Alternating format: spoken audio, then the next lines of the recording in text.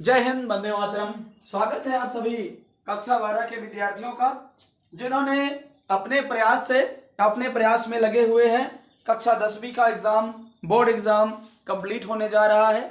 आप बेहतर ढंग से जो परिणाम को लाने की कोशिश में लगे हुए हैं, उसकी कोशिश में मैं भी वादा रिवीजन बैच के माध्यम से आपको सपोर्ट कर रहा था और सपोर्ट कर भी रहा हूं।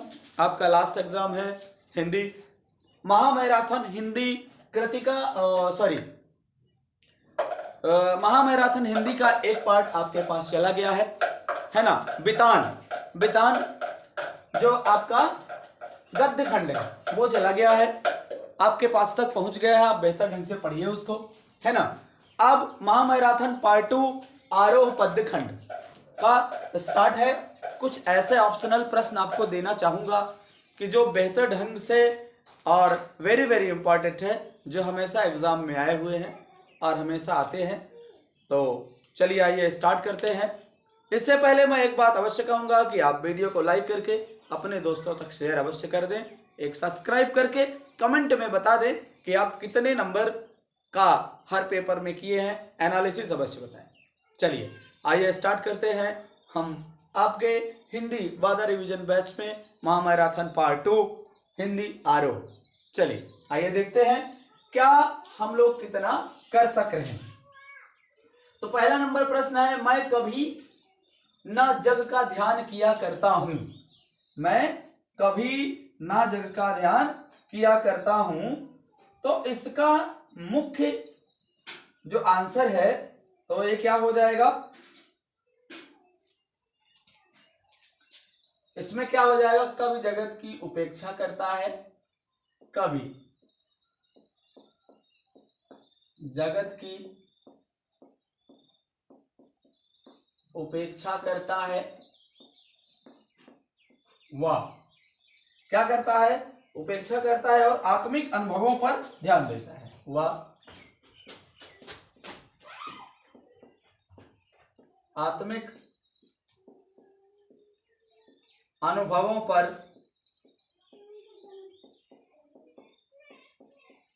ध्यान देता है।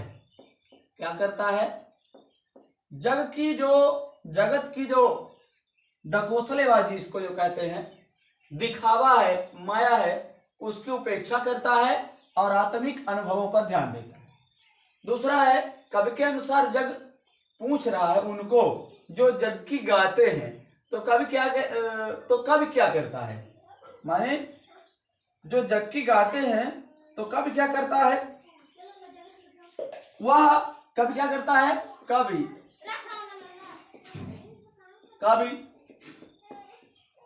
अपने मन का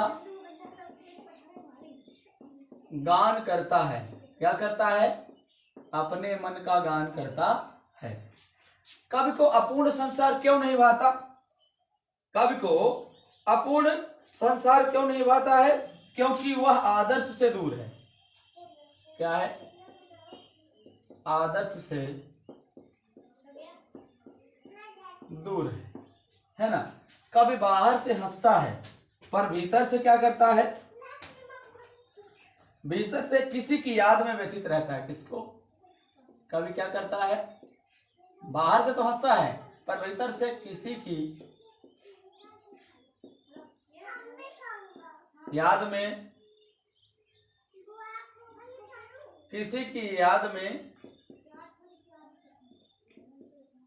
व्यथित रहता है।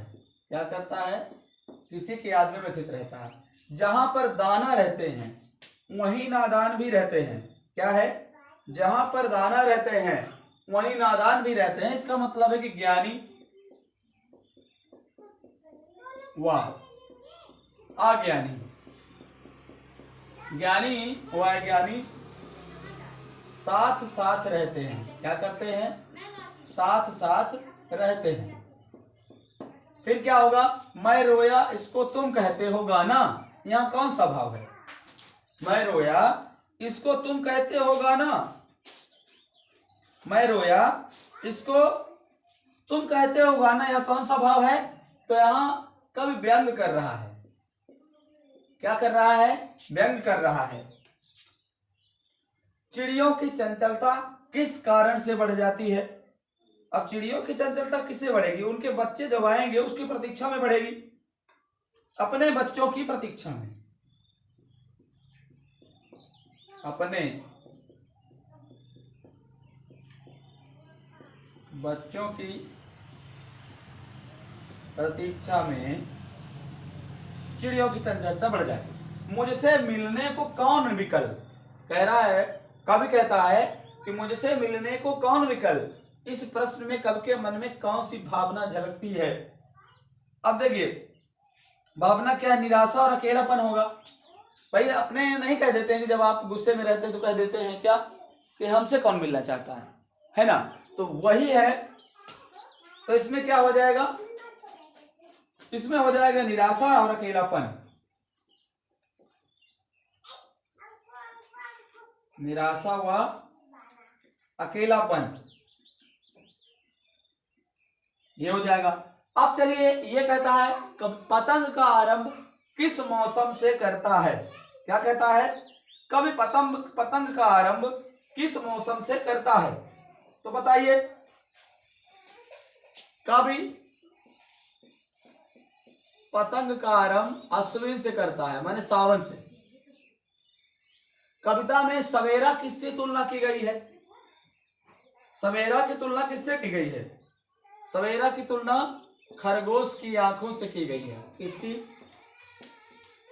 खरगोश की आंखों से सवेरा की तुलना की गई है, आंखों से। शरद ऋतु को कविता में किस रूप में दिखाया गया है? शरद ऋतु को कविता में किस रूप में दिखाया गया है? तो पुल पार करती हुई, पुल पार करती हुई दिखाया गया है ना? शरद ऋतु किस पर सवार होकर आती है? अब आप बताइए, शरद ऋतु किस पर सवार होकर आती है? चमकीली साइकिल। चमकीली साइकिल का मतलब क्या है? जो ओस नहीं गिरती है, ओस की बूंदों को चमकीला कह रहा है। चमकीली साइकिल पर सवार होकर के आती है, चमकीली साइकिल, है ना? कवि ने बच्चों को किससे बुलाते हुए दिखाया गया है? कवि ने बच्चों को किससे बुलाते हुए दिखाया गया है? चमकीले इशारों से। किससे? चमकीले इशारों से दिखाया गया है। आकाश को कैसा बताया गया है? तो आकाश को मुलायम बताया गया है। किससे? मुलायम। क्या हो जाएगा? मुलायम हो जाएगा। बच्चे जन्म से ही क्या लेकर आते हैं? बच्चे जन्म से ही क्या लेकर आते हैं? बच्चे जन्म से क्या लेकर के आते हैं? कपास लेकर आते हैं। क्या लेकर आते हैं? कपास। तो इस तरह से जितना ज्यादा हम ऑप्शनल करेंगे उतना ज्यादा हम अपने प्रॉफिट में रहेंगे। तो कम से कम हम 50 ऑप्शन इस पे करेंगे। आरओ में कम से कम 50 ऑप्शन हमको करना है। आइए कुछ क्वेश्चन और जो ऑप्शनल है, नए क्वेश्चन को और कुछ देख लेते हैं। जैसे अब पतंग से लिया गया है, तो जब बच्चे दौड़ते हैं तो पृथ्वी कैसी प्रतीत होती है? कैसी प्रतीत होती है? घूमती हुई। कैसी प्रतीत होती है? घूमती हुई प्रतीत होती है। बच्चे छत को कैसा बनाते हैं? कैसा बनाते हैं? नरम बनाते हैं। छत को नरम बनाते हैं। बच्चे दिशाओं की तुलना किससे करते हैं? बच्चे दिशाओं की तुलना किससे करते हैं? मृदंग से। किससे करते हैं? मृदंग से। फिर क्या बच्चे छतों को किस हिस्से तक पहुंचने गिरने से बच्चों को कौन बचाता है? कौन बचाता है? उनके शरीर का संगीत बचाता है। उनके शरीर का संगीत उनको गिरने से बचा लेता है। बच्चे पतंगों के साथ किसके सहारे उड़ते हैं? बच्चे पतंगों के साथ किसके सहारे उड़ते हैं? रंध्रों के सहारे। रंध्रों के सहारे। कविता पतंग मुख्यतः किस विषय को दर्शाती है? जो कविता पतंग है तो किस विषय को दर्शाती है? बच्चों की मासूमियत और साहस। इसको बच्चों की मासूमियत व साहस को दर्शाती है। अब चलते हैं उड़ान। किसमें चलते हैं? उड़ान में। तो कवि जो कह रहा है, उड़ान में कुंवर नारायण जी जो लिख रहे हैं, कविता की उड़ान किसके बहाने दिखाई गई है? तो कविता की उड़ान किसके बहाने दिखाई गई है? तो चिड़िया के बहाने दिखाई गई है। कविता की उड़ान चिड़िया के बहाने दिखाई गई है। फिर मुरझाए बिना महकना किस प्रतीक से जुड़ा है? क्या है कि मुरझाए बिना महकना किस प्रतीक से जुड़ा है? क्या है कि मुरझाए बिना महकना किस प्रतीक से जुड़ा हुआ है? तो बताइए, आप भी बता सकते हैं, लेकिन जो चीज हम लोग कर रहे हैं उस पर मुरझाए बिना महकना,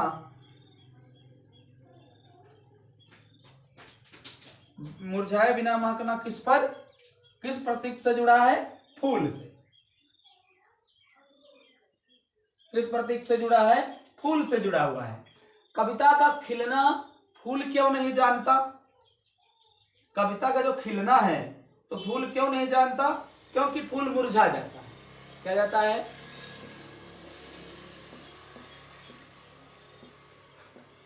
क्योंकि फूल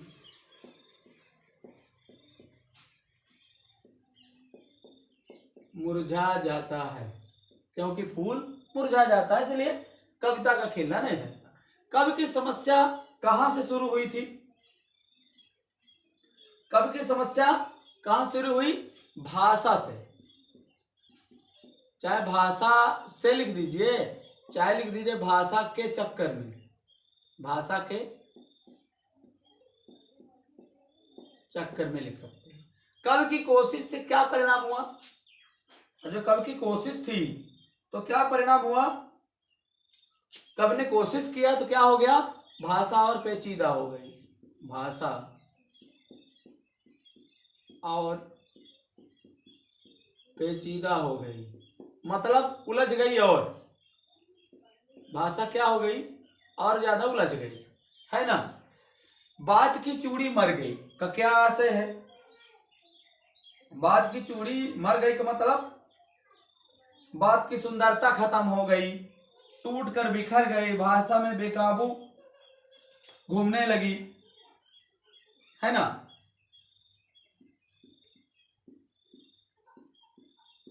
सुंदरता खत्म हो गई, है ना, टूट कर बिखर गई, टूट कर बिखर गई, और क्या हो गया? बेकार, और भाषा बेकार में घूमने लगी। ऊपर से बात कैसी लग रही थी? ऊपर से बात कैसी लग रही थी बताइए आप? ठीक ठाक लग रही थी। ऊपर से बात ठीक ठाक लग रही थी। ऊपर से बात ठीक ठाक लग रही थी। बात ने कवि से क्या पूछा था? बात ने कवि से क्या पूछा था? पूछा था कि क्या तुमने भाषा को सहूलियत से बरतना नहीं सीखा? क्या पूछा था? क्या तुमने भाषा को सहूलियत से बरतना नहीं सीखा?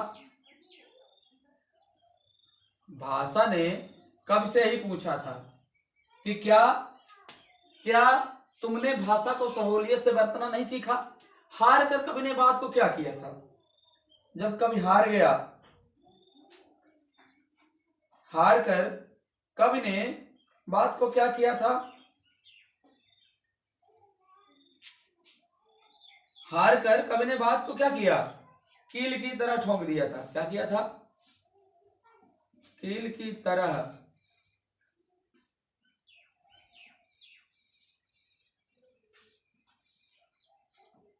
ठोक दिया था। क्या किया था? कील की तरह ठोक दिया था कवि ने। हार कर कवि ने बात को कील की तरह ठोक दिया था। अब हम लगातार क्वेश्चन कर रहे हैं, है ना, कम से कम 50-60 विकल्प तो करेंगे ही। चलिए आइए देख लेते हैं। हम पहला जो जिस हिसाब से चल रहे हैं ऑप्शनल में, तो ऑप्शन पूरा का पूरा कंप्लीट करेंगे। 60 विकल्प तक क्लियर कर रहे हैं, तो 60 विकल्प कम से कम आरोह का हो जाएगा और 50 विकल्प विधान के हो गए हैं, तो आपके टोटल एग्जाम कवर करेंगे। तो पहला क्या है? आरोह। हम एक दुर्बल को लाएंगे से क्या आशय है? हम एक दुर्बल को लाएंगे से क्या आशय है? तो यहां क्या होगा? दिखावे की संवेदना है। क्या होगा? दिखावे की संवेदना, ये हो जाएगा। तो आप क्यों अपाहिज हैं? यह सवाल किस प्रकार का है? आप क्यों अपाहिज हैं, यह सवाल किस प्रकार का है? तो असंवेदनशील है। क्या है? असंवेदनशील है। आपको अपाहिज होकर कैसा लगता है से स्पष्ट क्या होगा? आपको अपाहिज होकर कैसा लगता है से स्पष्ट है। अब कोई यदि पूछ दे कि आप अपाहिज होकर कैसा महसूस करते हैं, तो उसकी बेइज्जती हो गई, मतलब क्या? अपमान हो गया। तो कैसा है? ये अपमानजनक व्यवहार है। क्या हो गया? अपमानजनक व्यवहार है। हम पूछ कर उसको रुला देंगे। का अर्थ क्या होगा? क्या करेंगे? हम पूछ कर उसको रुला देंगे, मतलब उसकी भावना को चोट पहुंचाएंगे। ये क्या हो जाएगा? भावनात्मक हो जाएगा शोषण। भावनात्मक क्या हो जाएगा? शोषण। अब मुस्कुराएंगे हम का भावार्थ क्या होगा? अब मुस्कुराएंगे हम का भावार्थ क्या हो जाएगा? कि दिखावटी प्रसन्न, मतलब हम अंदर से भले ही दुखी हों लेकिन हम बाहर से मुस्कुराएंगे, तो क्या हो जाएगा? दिखावटी हो जाएगा। दिखावटी प्रसन्नता हो जाएगा। कविता में कैमरा किस प्रतीक के रूप में आया है? कविता में जो कैमरा है तो किस प्रतीक के रूप में आया है? भावनात्मक, मतलब अपने अंदर का शोषण कर रहा है, तो भावनात्मक शोषण के रूप में आया है। इसके लिए भावनात्मक शोषण के लिए भावनात्मक शोषण का प्रतीक हो जाएगा। वक्त की कीमत है से क्या अभिप्राय है? तो वक्त की कीमत से अभिप्राय हो गया कि कार्यक्रम का समय सीमित है। क्या होगा? कार्यक्रम का समय सीमित है। कार्यक्रम का समय सीमित है। और इसे यदि अपने जीवन से भी यदि जोड़े तो वक्त की कीमत से मतलब क्या है कि हर किसी चीज की एक टाइम है, हर किसी इवेंट्स का एक टाइम है। उस समय के आगे या पीछे कोई काम संपूर्ण या प्रारंभ नहीं हो सकता। तो यहाँ वही बताया गया कि वक्त की कीमत का अभिप्राय किससे है? कार्यक्रम से है। मतलब किसी भी काम का जो वक्त है तो निश्चित है, कहने का मतलब ये है। कविता किस शैली में लिखी गई है? ये जो कविता है तो किस शैली में लिखी गई? संवाद शैली में लिखी गई है। मतलब कवि अपने से ही बात कर रहा है लेकिन संवाद तो कर ही रहा है, तो क्या हो जाएगा? संवाद शैली में हो जाएगा। संवाद शैली में लिखा गया है। अब चलिए दूसरा देख लेते हैं। राख से लीपा हुआ चौका किसका संकेत है? जो चौका राख से लीपा हुआ हो, यह किसका संकेत हो जाएगा? तो अब देखिए, शहर में तो राख मिलती नहीं, आप भी जानते हैं। गांव में मतलब राख मिलती है तो चौका लिपाएगा गांव में ही, राख मिलेगी गांव में ही, तो गांव की रसोई का संकेत कर रहा है। किसका? गांव की रसोई घर की छवि का वर्णन कर रहा है। तो यहां हो जाएगा गांव की रसोई घर की छवि, गांव की रसोई घर की छवि का वर्णन कर रहा है। कविता में अभी गीला पड़ा है, कविता में अभी गीला पड़ा है किसके लिए कहा गया है? अभी गीला पड़ा है, किसके लिए कहा गया? जो राख से चौका लीपा गया तो अभी सूखा नहीं है, गीला है, तो उसका किसके लिए कहा गया है? चौके के लिए। किसके लिए कहा गया?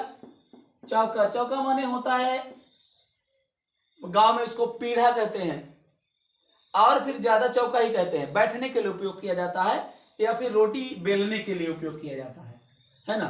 तो क्या होगा? ये चौका होगा। किसके लिए कहा गया है? चौका के लिए, है ना? बहुत काली सिल में सिल क्या है? बहुत काली सिल में सिल क्या है? अब सिल, अब देखिए गांव की ही बात चल रही है, तो गांव में सिल मतलब सिलौटी होता है, जिसमें या फिर मसाले पीसते हैं, चटनी वगैरह पीसने की चीजें पीसते हैं, दाल भी पीस लेते हैं, है ना? ये कविता कवि ने अपने पुराने ग्रामीण जीवन का बेहतर जो वर्णन किया है, प्रकाश डाला है, उसकी बात कर रहे हैं। तो बहुत काली सिल में सिल क्या है? पीसने का उपकरण है। क्या है? पीसने का उपकरण। गांव के जो बच्चे हैं वो बिल्कुल समझते हैं कि सिलौटी, है ना? सिल या सिलौटी वही है। गौर झिलमिल देह से क्या आशय है? गौर झिलमिल देह से क्या आशय है? उषा का सौंदर्य। उषा माने क्या होता है? भोर। उषा का सौंदर्य। शंख जैसे, उपमा से क्या आशय है? जो शंख जैसे बोल रहा है, तो शंख जैसे उपमा से क्या आशय है? नीला रंग और गहराई। क्या होगा? नीला रंग व गहराई। स्लेट पर खड़िया चाक का दृश्य किससे, अब स्लेट पर खड़िया चाक किसे दर्शाता है? आप बता दें। सुबह की हल्की रेखाएं, सुबह की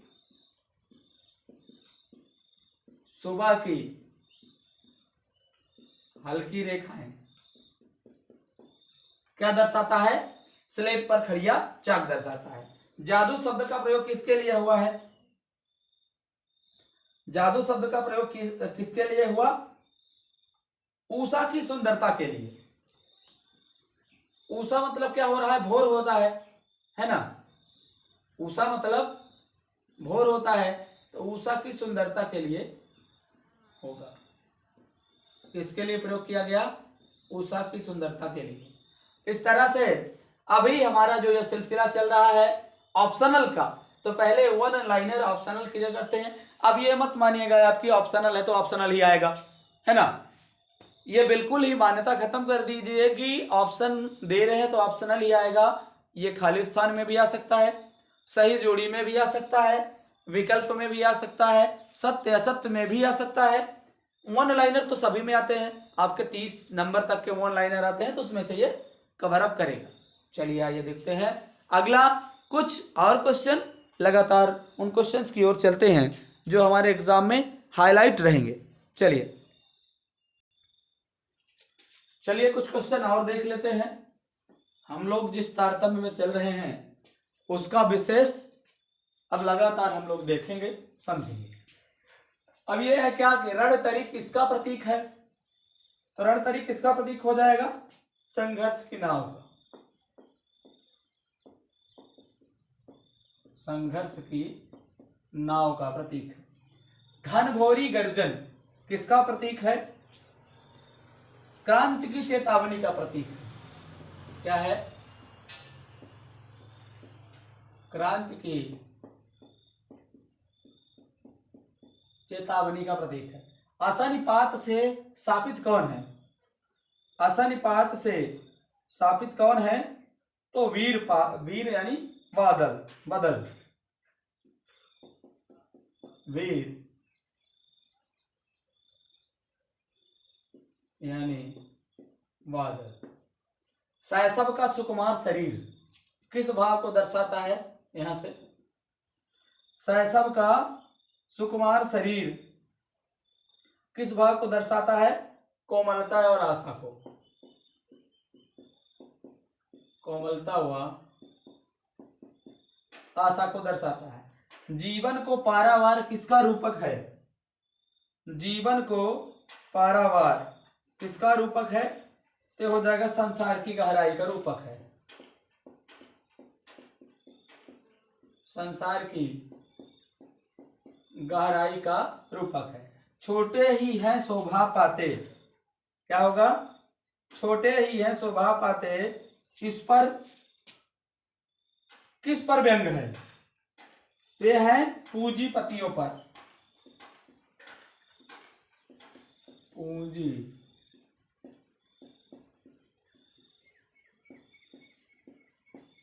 पूंजीपतियों पर। ऊंचे नीचे करम धर्म, अधर्म कर से तात्पर्य क्या है? ऊंचे नीचे करम धर्म, अधर्म कर से क्या तात्पर्य है? तो इसका मतलब क्या है? कर्म व धर्म में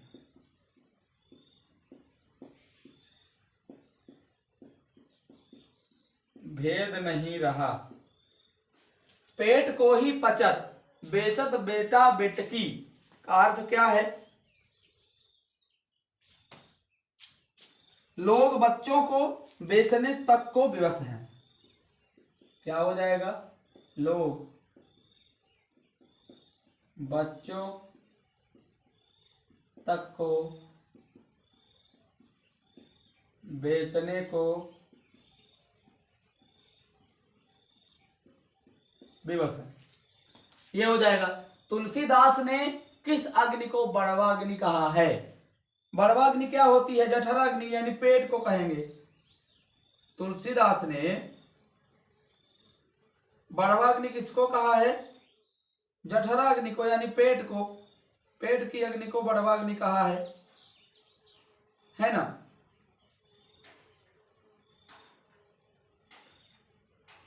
तुलसीदास ने किसको कहा? पेट को बड़वा अग्नि कहा है। पेट की अग्नि को कहा है, पेट की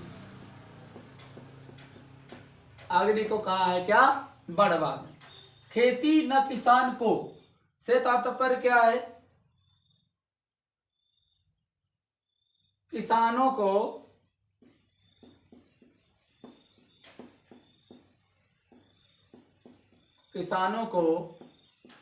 खेती का लाभ नहीं मिल रहा। किसानों को खेती का लाभ नहीं मिल रहा है, इसी को कहते हैं खेती ना किसान को। मांग के खैबो अब मसीद को सोइबो का अर्थ क्या है? मांग के खैबो और मसीद के सोइबो का अर्थ है संतोषी जीवन। क्या कहते हैं कि संतोषम परम सुखम, यही है कि खाना खाने के लिए हम 2 वक्त की रोटी मांग लेंगे और बिछाने के लिए जमीन पे सो जाएंगे। तब प्रताप उर राखी प्रभु, जहां नाथ तुरंत का अर्थ कहाँ है? अर्थ क्या है? हनुमान द्वारा किसका कथन है? तो हनुमान जी का कथन है। ये हनुमान जी का कथन है। जागा निश्चर देखिए कैसा, किसका उल्लेख है? अब जागा निश्चर देखिए कैसा किसका उल्लेख है? आप बताएं। जागा निश्चर देखी कैसा, तो ये हो जाएगा कुंभकर्ण।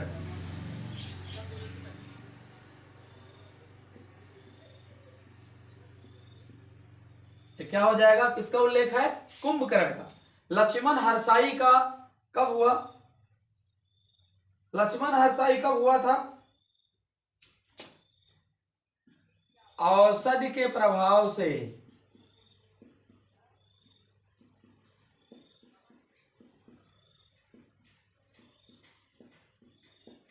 औषधि के प्रभाव से उठने पर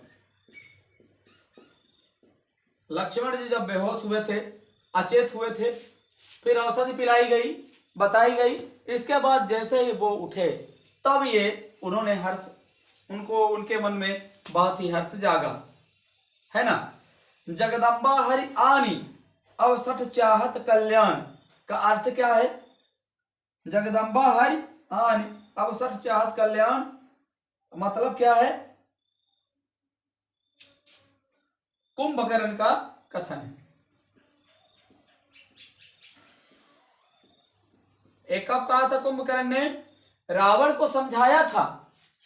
कुंभकर्ण ने रावण को समझाया था, यही कहा था कि साक्षात माता जगत जननी जगदम्बा को तुम हर लाए, तुम्हें यह ज्ञात नहीं रहा कि वो कौन है। अब तुम्हारा समूल नाश निश्चित है और साथ में मैं भी जाऊंगा। कौन बोला था? कुंभकर्ण ने रावण को समझाते हुए बोला था। चलिए आइए, इसी तारतम्य में हम लोग चलते रहते हैं।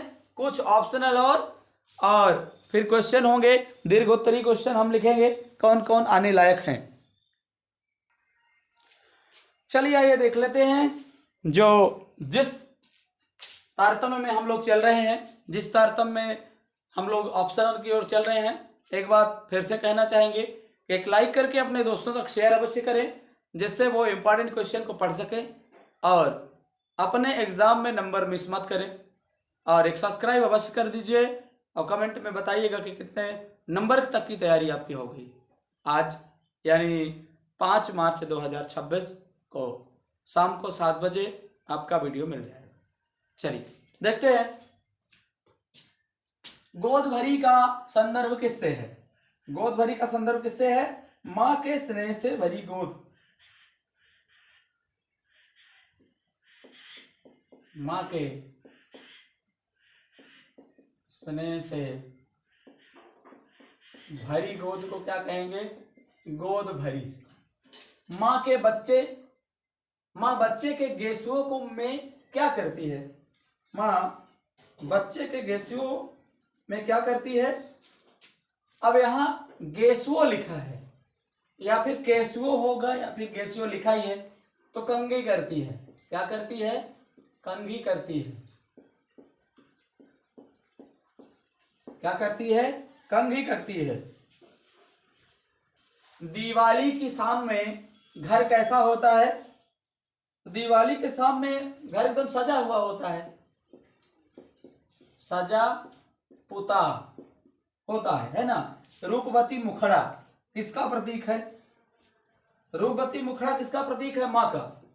मां कितनी भी दरिद्र हो, कितनी भी बीमार हो, लेकिन बच्चे के लिए उसका चेहरा हंसता रहता है, इसीलिए उसको कहा गया है रूपवती मुखड़ा, है ना। रस की पुतली किसे कहा गया है? रस की पुतली किसे कहा गया है? बहन को। रस की पुतली, यहां पे डबल इन्वर्टेड लगा लेंगे। रस की पुतली किसे कहा गया है? बहन को कहा गया है। क्यों? बहन भाई अपने छोटे भाई बहनों के प्रति बहुत स्नेह रखती है, इसलिए रस की पुतली कहा गया है। कविता में दिया कहां जलाया जाता है? जो कविता में दिया है कहां जलाया जाता है? बच्चे के घरौंदे में। कहां जलाया जाता है? घरौंदे का मतलब क्या होता है? बच्चे के घरौंदे में।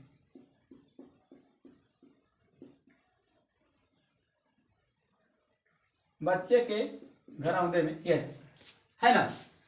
छोटा मेरा खेत चौकोना में खेत का प्रतीक क्या है? छोटा मेरा खेत चौकोना, तो खेत का प्रतीक क्या है?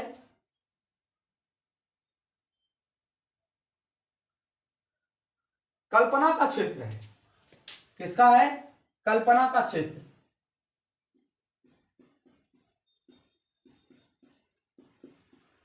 कल्पना का क्षेत्र है। क्षण का बीज बोने का क्या अर्थ है? क्षण का बीज बोने का क्या अर्थ है? एक विचार होना, एक विचार का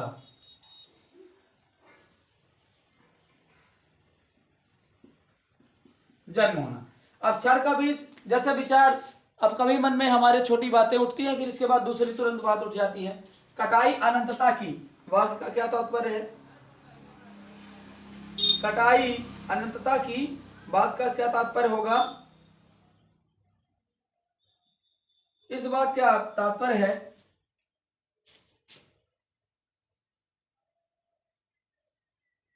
अनंत तक प्रभाव होना, है ना, क्या हो जाएगा, अनंत तक प्रभाव होना। क्या होगा, अनंत तक प्रभाव होना। भक्तिन कितने वर्षों से लेखिका के साथ रह रही थी, भक्तिन जो है तो कितने वर्षों से लेखिका के साथ रह रही थी, तो हो जाएगा 50 वर्षों से। आप हिंदी में भी लिख सकते हैं 50 वर्षों से, 50 हिंदी में भी लिख सकते हैं, कोई समस्या नहीं है। भक्तिन का वास्तविक नाम क्या था, भक्तिन का वास्तविक नाम था लक्ष्मी।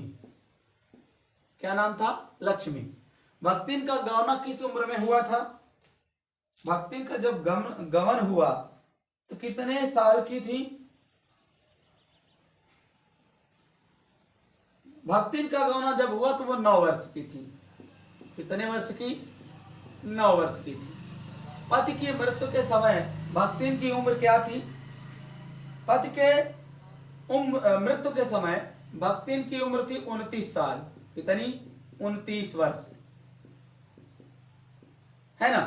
भक्तिन शीर्षक पाठ का केंद्रीय भाव क्या है, भक्तिन जो शीर्षक है इसका केंद्रीय भाव क्या है, केंद्रीय भाव की आत्मीयता, समर्पण और सजीव संबंध। आत्मीयता,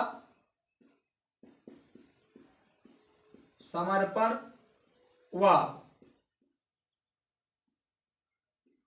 सजीव संबंध, ये हो जाएगा। भक्तिन ने गांव लौटने के लिए कहां से धन इकट्ठा किया था, भक्तिन थी जो तो गांव लौटने के लिए कहां से धन इकट्ठा करी थी,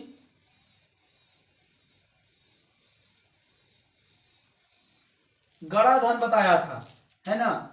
जो गड़ा हुआ धन था, जमीन के अंदर छुपा था,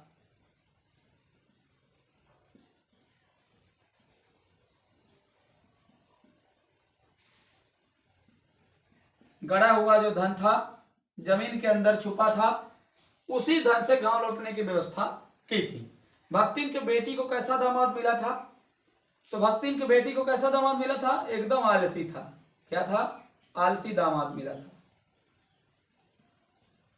क्या था, एकदम आलसी दामाद मिला था। चलिए हम अपने ऑप्शनल के तारतम्यता को जारी रखते हैं और ऑप्शनल आपके समक्ष देते हैं और करेंगे, समझेंगे। चलिए अगला देख लेते हैं। जो हमारे पास विकल्प अपने बोर्ड पे लिखे हुए हैं उनका ऑप्शन देख लेते हैं क्या होगा। तो चलिए हम स्टार्ट कर लेते हैं। तो बाजार दर्शन के लेखक कौन है, तो बाजार दर्शन के लेखक हो जाएंगे सुशांत कुमार। बाजार दर्शन के लेखक हो जाएंगे सुशांत कुमार। अब देखिए परचेजिंग पावर है कि पावर है, उसमें क्या होगा, शायद पावर भी हो सकता है पावर भी हो सकता है, जैसे वहां पे लिखा होगा, आप बुक में मिला सकते हैं परचेजिंग पावर का संबंध क्या है। तो परचेजिंग पावर किससे संबंधित है, खरीदने की क्षमता का अहंकार। क्या है ये, खरीदने की क्षमता का अहंकार है, क्षमता का अहंकार क्या है, परचेजिंग पावर है। नकली सामान बेचने वाले बाजार हैं, कौन सा है, नकली सामान बेचने वाले बाजार कौन से हैं, उपभोक्ता का शोषण करते हैं। क्या करते हैं, उपभोक्ता का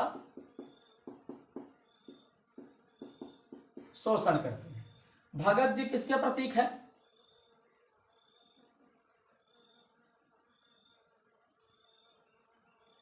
भगत जी किसके प्रतीक हैं,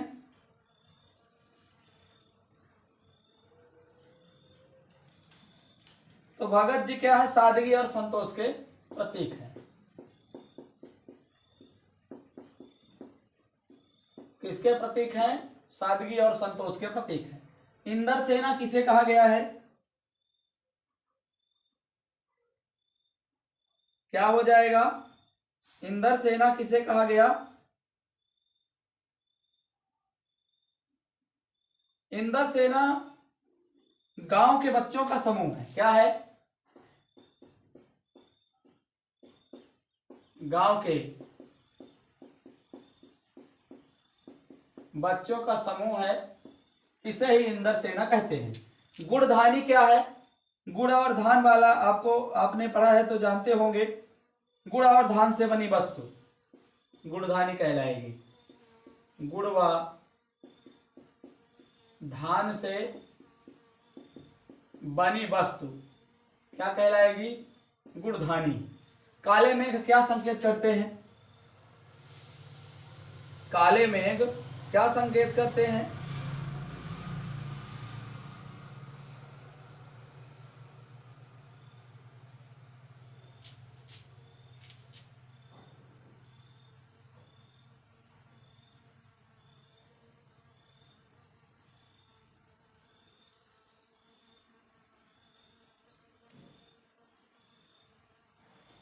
काले मेघ पानी दे का मुख्य उद्देश्य क्या है? काले मेघ क्या संकेत करते हैं?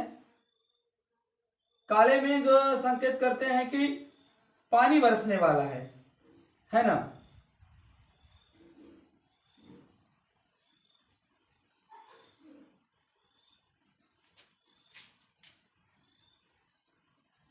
काले मेघ क्या संकेत करते हैं? पानी का संकेत करते हैं। इंदर सेना किस प्रकार का प्रतीक है?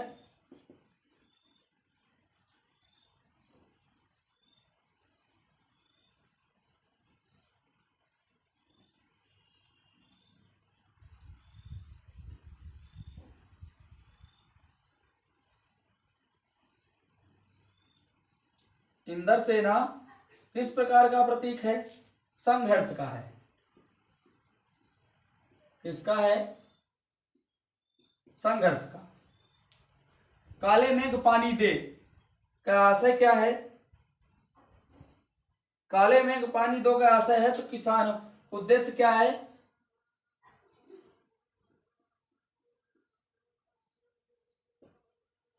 किसानों की पुकार सुन लें। काले मेघ पानी दे का उद्देश्य क्या है? काले मेघ पानी दे का उद्देश्य है किसानों की समस्या को भी सुन सकता है, और दूसरा क्या हो सकता है? जल संकट की पूर्ति करे, जल संरक्षण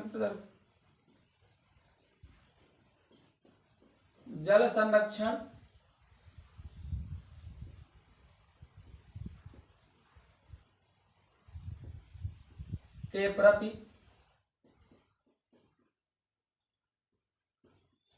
जागरूकता फैलाना मुख्य उद्देश्य है। चलिए, लुट्टन सिंह का पालन पोषण किसने किया था? आप बताइए।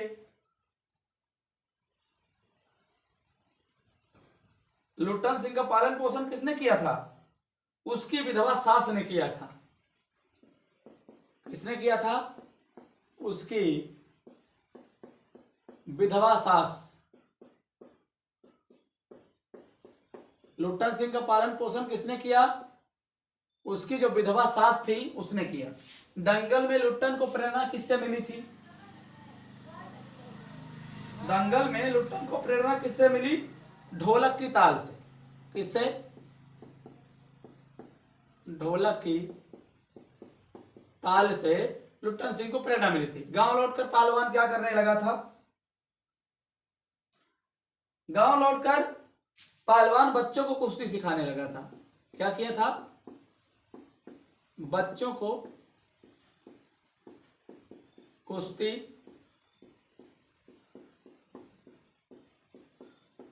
सिखाने लगा था। पहलवान दोनों पुत्रों का अंतिम संस्कार कैसे किया? मतलब आप पहलवान के दोनों बेटे जो मर गए, दोनों बेटे जब मरे थे तो उन्होंने बोला था उठा पटक दो वाली ताल बजाओ, है ना। अब अपने पुत्रों का अंतिम संस्कार कैसे किया? अंतिम संस्कार के लिए दोनों पुत्रों को नदी में बहा दिया था। क्या किया था? दोनों पुत्रों को दोनों पुत्रों को क्या किया था? नदी में बहा दिया था। ढोलक किसका प्रतीक है? ढोलक किसका प्रतीक है?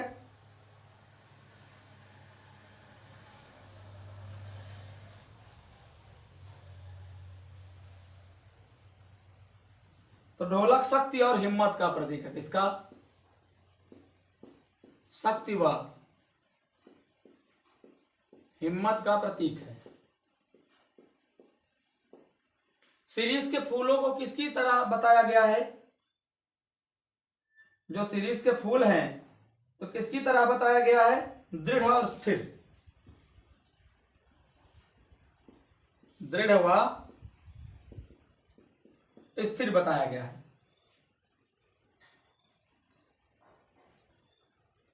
अब क्या शिरीष के फूलों की तुलना किससे की गई है? तो शिरीष के फूलों की तुलना किससे की गई है? सन्यासी से। किससे? सन्यासी से। तो चलिए अब जो हमारे क्वेश्चन का सिलसिला चल रहा है ऑप्शनल का, वो 4, 6, 10 क्वेश्चन और करते हैं। इसके बाद हम लोग करेंगे दीर्घ उत्तरीय प्रश्न।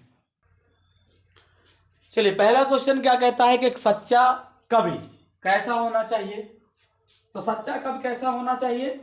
संवेदनशील और निष्प्रिय होना चाहिए। संवेदनशील व निष्प्रिय होना चाहिए। विजय शब्द का पाठ में क्या अर्थ है? जो विजय है इसका अर्थ क्या है? आंतरिक शक्ति। क्या है? आंतरिक शक्ति इसका मुख्य। शिरीष के फूलों का रंग कैसा होता है? शिरीष के फूलों का रंग कैसा होता है? पीला होता है। कैसा होता है? पीला होता है ना। और क्या काल शब्द का क्या अर्थ है? काल शब्द का अर्थ है समय, ये सब जानते हैं। शिरीष के पेड़ का वैज्ञानिक नाम क्या है? वैज्ञानिक नाम क्या होगा? बैम्बैक्स, बाम वैक्स शिरीष के फूल का वैज्ञानिक नाम है। निराशा का क्या कारण है ना? निराशा का कारण है प्रकृति का विनाश। क्या कारण है? प्रकृति का विनाश निराशा का मुख्य कारण है। बाबा साहब का जन्म कब हुआ था? किस सन में हुआ था? तो बाबा साहब का जन्म हुआ था कब? 1891 में। बाबा साहब का जन्म कब हुआ था? 1891 में। सन कब हुआ? सन में पूछ रहा है तो हम तारीख भी लिख देते हैं। 14 अप्रैल 1891 में बाबा साहब का जन्म हुआ है ना। उत्तर प्रदेश में हुआ था, आप भी जानते होंगे। अंबेडकर के आदर्श समाज का आधार क्या है? अंबेडकर के आदर्श समाज का आधार क्या है? स्वतंत्रता, समानता और बंधुत्व। क्या है? स्वतंत्रता, समानता व बंधुत्वता,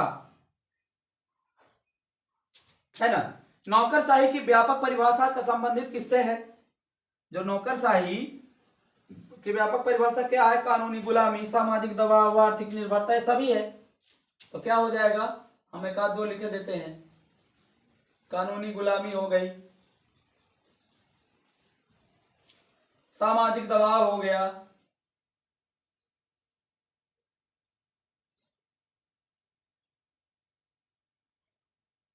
और क्या हो गया? आर्थिक निर्भरता हो गई।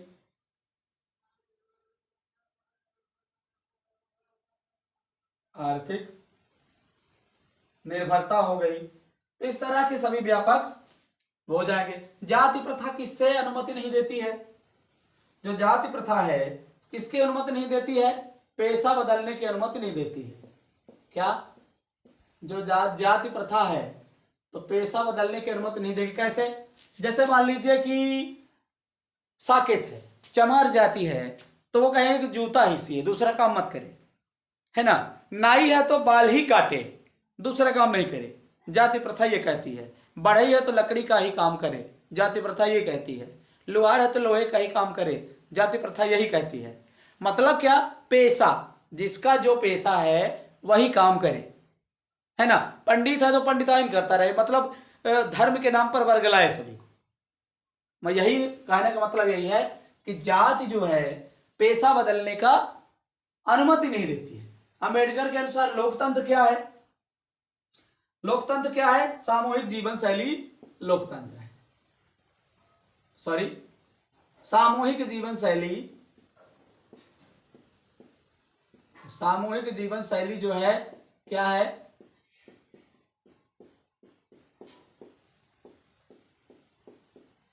सॉरी, यहीं तक लिखना है हमको। सामूहिक जीवन शैली क्या है? लोकतंत्र है। जाति प्रथा कौन से समाज में नहीं है? अब ये बताइए कि जाति प्रथा कौन से समाज में नहीं है? आधुनिक औद्योगिक समाज में। जो आधुनिक समाज है हमारा, तो ये कहता है कि आप अपना पेशा बदलो, जिससे आमदनी हो, जिससे आपका स्तर ऊपर हो, है ना। आधुनिक औद्योगिक समाज में, औद्योगिक समाज में जाति प्रथा नहीं। बंधुत्व का क्या अर्थ है? जो बंधुत्व है तो अर्थ क्या है? सामाजिक भाईचारा, जो समाज में मिल करके रहे, सामाजिक, सामाजिक उसी को कहेंगे सामाजिक भाईचारा, मतलब जो व्यक्ति इंसान समाज में मिल करके रहे वही सामाजिक भाईचारा कहलाएगा। जाति प्रथा का प्रभाव किस क्षेत्र में सबसे अधिक है? जाति प्रथा का प्रभाव किस क्षेत्र में सबसे अधिक है? तो अब देखिए, जाति प्रथा तो सभी क्षेत्र में है, शिक्षा के क्षेत्र में सबसे अधिक है कि ये जाति है तो ये नहीं पढ़ पाएगा, लेकिन रोजगार के क्षेत्र में सबसे ज्यादा है। अब जैसे पेशा नहीं बदल पाएंगे, पेशा नहीं बदल पाएंगे तो रोजगार कैसे होगा? इसलिए जाति प्रथा इस पर विशेष प्रभाव डालती है। जाति प्रथा किस आधार पर काम करती है? जाति प्रथा किस आधार पर काम करेगी? जन्म के आधार पर। अब जन्म में जैसे जो जिस जाति में ब्राह्मण, क्षत्रिय, वैश्य, शूद्र या किसी जाति में वो जन्म ले लिया, तो बेचारे को उसको पेशा बदलने का अधिकार नहीं, पेशा बदलने का कोई अधिकार नहीं है कि पैसा बदले, अपना स्तर ऊपर करे, है ना। और क्या, अंबेडकर की दृष्टि में स्वतंत्रता का क्या अर्थ है? अंबेडकर की दृष्टि में स्वतंत्रता का क्या अर्थ होता है? व्यक्तिगत और सामाजिक स्वतंत्रता, यही क्या है? व्यक्तिगत व सामाजिक स्वतंत्रता, व्यक्तिगत व सामाजिक स्वतंत्रता अंबेडकर का मुख्य, अंबेडकर जी की दृष्टि से मुख्य स्वतंत्रता यही है कि व्यक्ति भी फ्री रहे, किसी के दबाव में ना रहे, वो स्वतंत्रता है। और समाज में सभी का बराबर स्थान, बराबर जगह होनी चाहिए। चलिए आइए अब क्वेश्चन कुछ देखते हैं, कुछ क्वेश्चंस को हम करते हैं। चलिए देख लेते हैं कुछ इंपॉर्टेंट प्रश्नों को जो हमारे एग्जाम में महत्वपूर्ण भूमिका निभाएंगे। उन प्रश्नों को हम देख लेते हैं। पहला, जैसे कविता आत्म परिचय का केंद्रीय भाव लिखिए। क्या है जो कविता आत्म परिचय है? कविता आत्म परिचय का केंद्रीय भाव लिखिए। केंद्रीय भाव लिखिए, ये हो जाएगा। अब आत्म परिचय में कविता में कवि जीवनापन किस रूप में आता है? कविता एक गीत, कविता एक गीत दिन जल्दी जल्दी ढलता है, केंद्रीय भाव स्पष्ट कीजिए। अब एक ये हो गया, और दूसरा क्या हो जाएगा? कविता एक गीत दिन जल्दी जल्दी ढलता है। कविता एक गीत दिन जल्दी जल्दी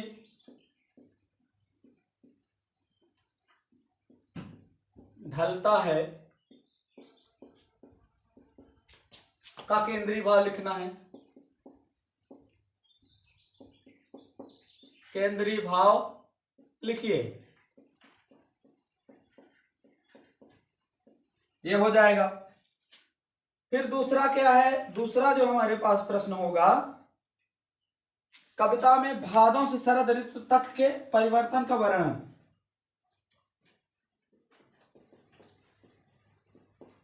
भादों से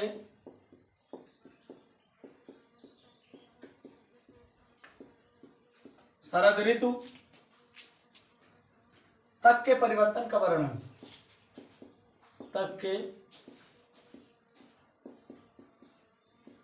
परिवर्तन का वर्णन कीजिए, कीजिए हो जाएगा, है ना। और कुछ ऐसे इंपॉर्टेंट प्रश्न जो हमने बच्चों की दुनिया कैसी दिखाई है, कविता में कविता के अनुसार लिख देते हैं, कविता के अनुसार बच्चों की दुनिया, दुनिया कैसी होती है, कैसी होती है, यह भी हो जाएगा। अब और कुछ का, पतंग का मुख्य संदेश क्या है, अब देखिए, कविता पतंग, पतंग का मुख्य उद्देश्य क्या होगा, मुख्य उद्देश्य क्या है, ये हो जाएगा, है ना। और फिर क्या, हम दीर्घ उत्तरीय प्रश्नों की ओर ध्यान दे रहे हैं। सब घर एक कर देने के माने से कब का क्या आशय है,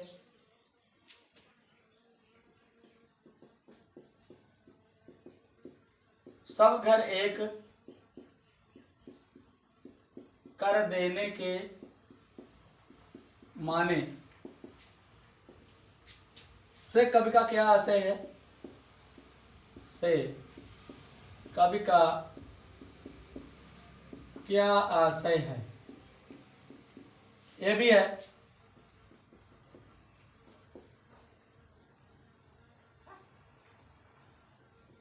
ये 7 नंबर,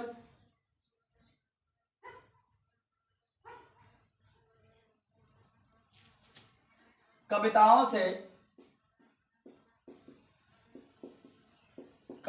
से हमें जीवन और अभिव्यक्ति,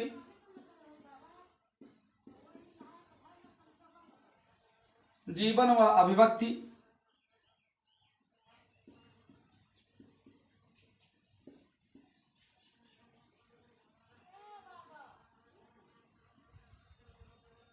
जीवन व अभिव्यक्ति,